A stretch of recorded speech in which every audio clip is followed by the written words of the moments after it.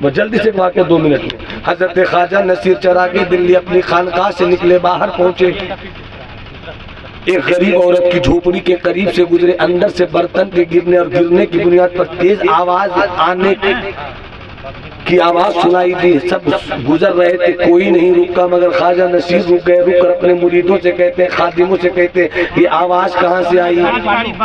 یہ آواز کہاں سے؟ بہت اچھا واقعہ سنا رہا ہوں، 4 منٹ کے اندر 3 منٹ کے اندر یہ آواز کہاں سے آئی؟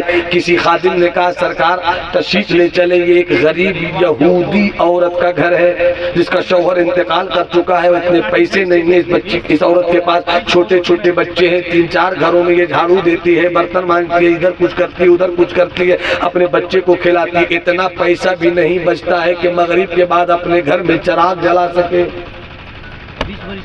اس لیے مغرب سے پہلے اپنے بچوں کو کھلا کر پلا کر سلا کر خود بھی سوتی ہے۔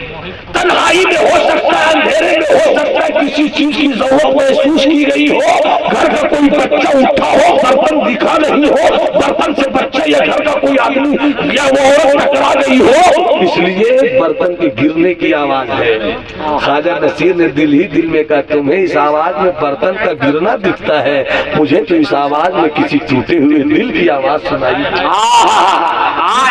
دل کی آواز سنائی دیتی ہے۔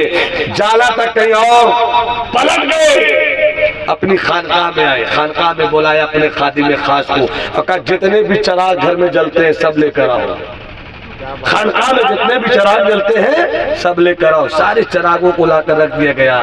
حضرت شبیرن خاتون 5000 روپیہ، سبحان اللہ، شبیرن خاتون 5000 روپیہ، اللہ صدقہ پنجتن شبیرن صدقہ شبیر سے نواز دے، سبحان اللہ، ماشاءاللہ ماشاءاللہ۔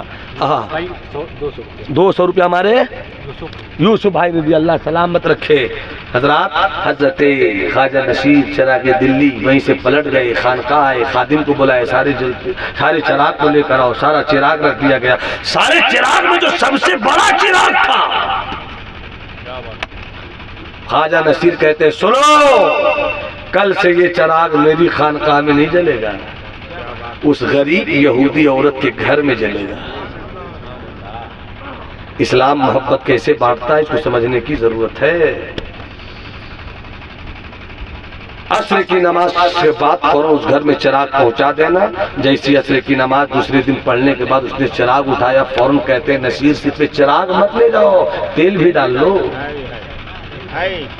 جیسی تیل ڈالنا پڑے گا، سنو، ہر دن عصر کے بعد تیل پہنچا دینا۔ کیا بات ہے، سبحان اللہ۔ پھر آگے بڑھنے کا سنو، جو کھانا لنگر تیار ہوتا ہے نا، مرید بعد میں کھائے گا، خلیفہ بعد میں کھائے گا، مہمان بعد میں کھائے گا، سب سے پہلے اس یہودی عورت کے گھر میں کھانا بھیج دینا۔ ہر دن یہی ہوتا رہا، 15 دن 12 دن 14 دن 20 دن کے بعد وہ عورت اپنے چھوٹے بچوں کو سمیٹتی ہے اور چل پڑتی ہے کہ کون بابا ہے، کون بابا ہے۔ دروازے پہ پہنچے، پوچھا کہاں ہے بابا، کہا اس حجرے میں چلے جاؤ۔ جب یہ پہنچتی ہے تو کیا دیکھتی ہے، ایک عورت، ایک مرد ہے، قلندر مرد ہے، عجیب رنگ کا مرد ہے، ہاتھ میں تسبیح کا دانہ ہے، نظر جھکی ہوئی ہے، اللہ اللہ اللہ اللہ اللہ اللہ۔ تھوڑی دیر کے بعد مرد فقیر نے نظر اٹھائی، جب تک یہ عورت اپنے بچوں کے ساتھ خاموشی سے خواجہ نصیر کے چہرے کی زیارت کر رہی ہے۔ کیا بات ہے بیٹی، کون ہو تم؟ اتنا کہنا تھا، وہ رونے لگی، بابا پہچانا نہیں مجھ کو، بغیر پہچانے اتنا کرم، بغیر پہچانے اتنا کرم۔ میں وہی عورت ہوں بابا، یہودی عورت جس کے کھانے پینے اور گھر میں روشنی کا انتظام آپ نے کیا۔ مسکرا کر کہتے ہیں، بیٹی رو مت، اور کوئی ضرورت ہے تو بتاؤ، اور کوئی پریشانی ہے تو بتاؤ۔ کہا نہیں بابا، پریشانی تھی، اب کہاں ہے؟ جس کا نصیر ہو گیا اس کو کیا کمی رہے گی، جس کا نصیر ہو گیا اس کو کیا کمی رہے گی۔ بیٹی کیسے آنا ہوا؟ کہا بابا یہ سوچتے ہوئے گھر سے چلی ہوں کہ اپنا مذہب چھوڑوں، کیا بات ہے، سبحان اللہ، اپنا مذہب چھوڑوں، اسلام کو اپناؤں۔ کیوں بیٹی یہ خیال کیوں آیا؟ فرمایا میں سوچ رہی ہوں بابا کہ جب دلی کا نصیر ایسا ہے تو نصیر کا مدینے والا پیر کیسا ہوگا۔ نصیر کا مدینے والا پیر کیسا ہوگا؟ اس لیے مجھے سکون ملا تو یہی ملا، آرام ملا تو یہی ملا، امن ملا تو یہی ملا، محبت ملی تو یہی ملی۔ حضرت خواجہ نصیر کہتے بیٹی پڑھ لو لا الہ الا اللہ محمد رسول اللہ۔ وقت نہیں ہے، میں نے صرف تقریر کیا اسلام اور محبت۔ پورا موقع ملے گا کبھی یاد کیجئے گا، مجمع بھی ذرا رنگ میں رہے تو میں آپ کو بتاؤں گا اسلام، امن، بھارت، طریقہ تبلیغ۔ السلام علیکم۔